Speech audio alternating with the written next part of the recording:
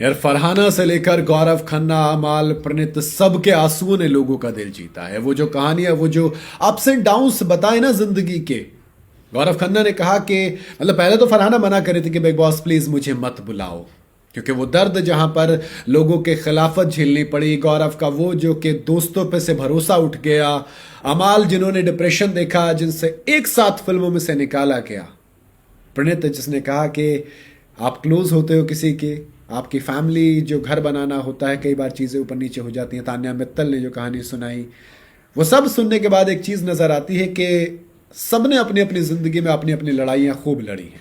यहाँ पर आप इस चीज़ से तय नहीं कर सकते कि कौन कितना, किसका ज़्यादा इमोशनल थी जर्नी, किसकी जर्नी कितनी ज़्यादा टफ थी या मज़े की थी।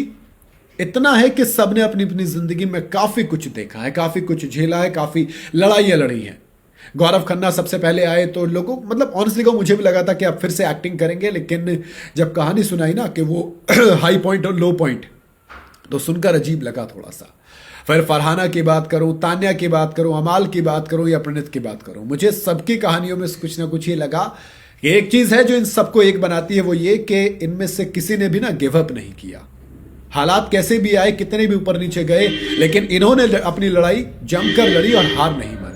और यही तो होता है, जब आप हार नहीं मानते तब तक आप हारते ही नहीं हैं।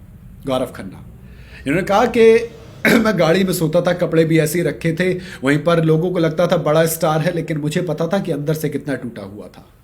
बाद में प्रणीत को बताया कि इसी वजह से मैं दोस्त नहीं बनाता हूं, क्योंकि भरोसा टूट गया है।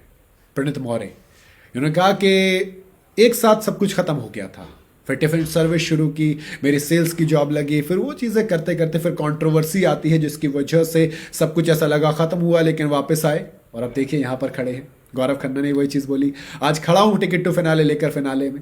तान्या मित्तल सब कुछ दिखाया, बड़ी ग्लोरीफाई वाली लाइफ थी, लेकिन अप्स एंड डाउन्स वहाँ पर भी थे। अमाल मलिक उनके बारे में तो कहा ही गया था कि डिप्रेशन से लड़े, फैमिली टूटी, सब कुछ गया और आखिर में आकर खड़े हुए ना। अरमान सबसे पॉजिटिव पॉइंट था, तो फिर एक साथ सब कुछ चले जाना वो सबसे नेगेटिव पॉइंट था। आगे नहीं समझ में आ रहा था। आप कितनी बड़ी लेगेसी से आते हैं, कितनी बड़ी फैमिली से आते हैं, कई बार वो चीज़ें ना धराशायी हो जाती हैं।